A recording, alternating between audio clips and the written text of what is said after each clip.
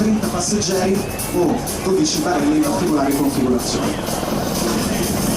Eccolo di nuovo, l'HH-101 Caesar dell'Aeronautica Militare Italiana nell'effettuazione di un quick stop, ovvero di un arresto veloce, in cui vedete l'elicottero che estrae il carrello in questo momento, spaccia nell'effettuazione del flare, della manovra di richiamata.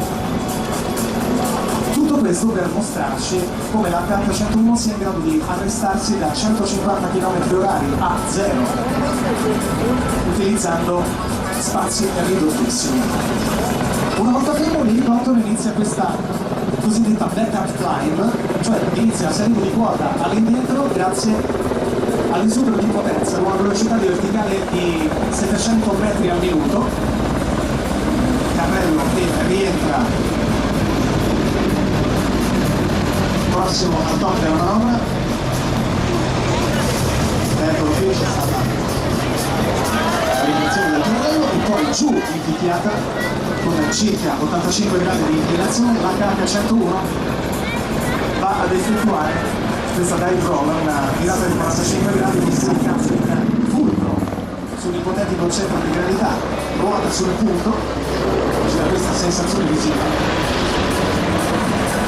Avete visto anche quell'asta che si estende sulla parte anteriore del muso dell'elicottero dell'HH-101, si chiama PROV, italiano receiver certificato per essere rifornito in volo da un velivolo C-130 sia in ambito di ruolo che in ambito notturno.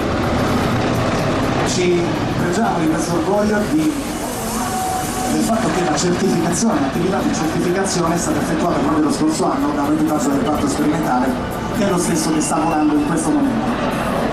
Immaginate adesso il capitano Capi Sallame e il capitano Grande, l'elicottero che ricorda sono importanti fattori di carico del quale il massimo che può sostenere, e grazie anche all'esecuzione di queste virate sfogate.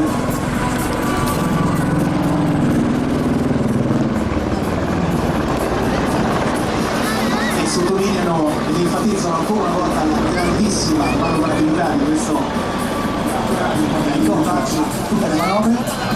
Pitch down in questo momento per l'elicottero che abbassa il muso con i carrelli estratti e il faro acceso ed effettua questa salita verticale fino a quota 300 metri.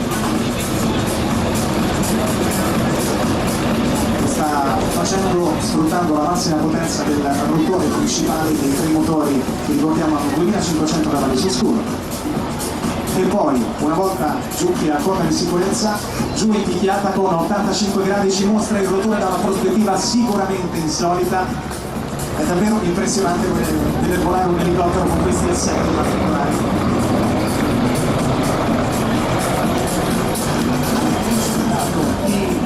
Di tecnologia progettato per salvare vite umane, e questo lo ricordo ancora una volta grazie al lavoro instancabile di una squadra di persone eccezionali che sono i nostri colleghi del soccorso aereo pronti ad intervenire 24 ore al giorno. Vedete il tricolore che esce nel corso di questo passaggio a bassa velocità dall'elicottero, un tricolore che mai come in questi giorni è simbolo di un'Italia che si sta dimostrando pronta ad unirsi ed a stringersi con grandissima solidarietà intorno alle regioni italiane. Ci siamo, vogliamo rivolgere un pensiero e dedicare tutti i voli di questo weekend alle persone del centro Italia vittime del sisma. Ricordiamo ancora una volta l'SMS solidale 45500.